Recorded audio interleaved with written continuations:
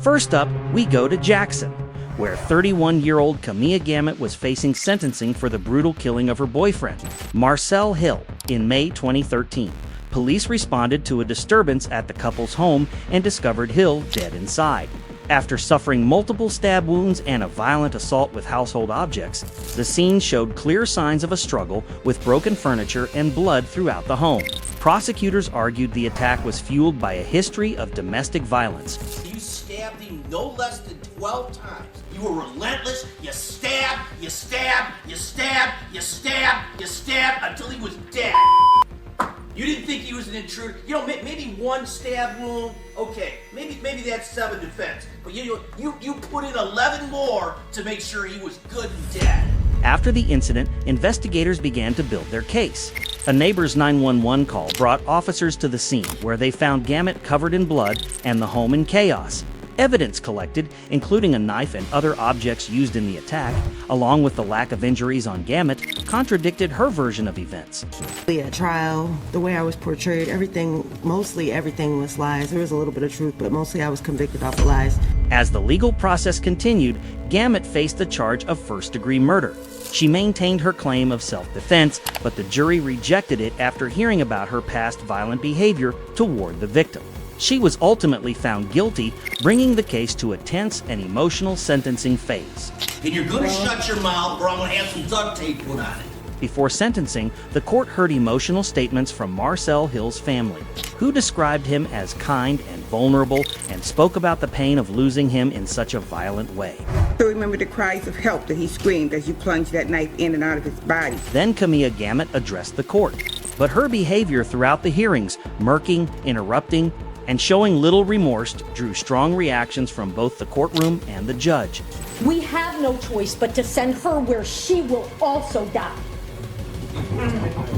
I can't believe she stands before you doing this morning. Finally, Judge John McBain delivered the sentence. Condemning her actions and her lack of respect during the proceedings, his remarks were unusually direct and emotional, reflecting the severity of the crime and the impact on the victim's family. So I agree with the family. I hope you die in prison as well. You know, if this was a death penalty state, you'd be getting the chair. Camilla Gamet was sentenced to life in prison without the possibility of parole. Next, we go to Bristol, where 23-year-old Megan Boswell was facing sentencing for the death of her 15-month-old daughter, Evelyn Mae Boswell. The case began in early 2020 when the toddler was reported missing, but investigators later discovered she had not been seen for months. On March 7, 2020, Evelyn's remains were found inside a trash bag in a playhouse on family property, shocking the community. Prosecutors argued the child was suffocated, pointing to forensic evidence, including Boswell's fingerprints on the material used to wrap the body.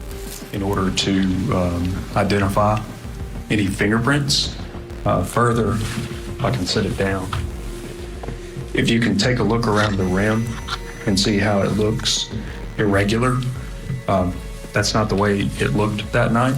After the incident, investigators began to build their case. Authorities uncovered a pattern of false statements made by Boswell during the search, which delayed the investigation. Evidence collected at the scene, along with inconsistencies in her story, led to her arrest. She was ultimately charged with multiple offenses, including first-degree murder, felony murder, aggravated child abuse, abuse of a corpse, and false reporting. To stuff a 13 to 15-month-old baby wrapped in blankets and aluminum foil head first in the face, especially when that 13 to 15-month-old baby was yours. As the legal process continued, Boswell faced a total of 19 charges. She pleaded not guilty, with the defense claiming the child's death was accidental.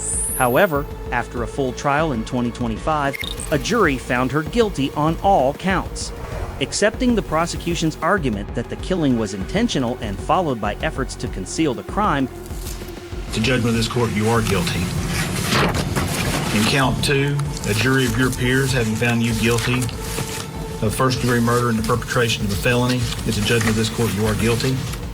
Before sentencing, the court heard emotional statements from the victim's family, Reflecting on the short life of Evelyn and the lasting impact of her loss, Come high hell water, I said, I'm gonna get on the phone. I said, I'm gonna find my granddaughter. I said, I don't care what I got to do. I said, I wanna know what's going on. I said, enough's enough. then Megan Boswell addressed the court, maintaining that she did not harm her child and claiming she had been treated unfairly. And had I had a fair trial and an impartial jury, I would have been acquitted of the murder charges. I would have never hurt my baby, and I did not kill Evelyn.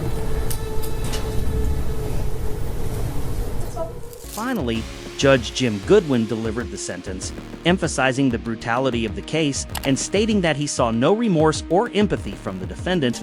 The courtroom remained heavy with emotion as the decision was announced. Madam Foreperson, did the jury come to a unanimous decision for sentencing on counts 1, 2, and 3?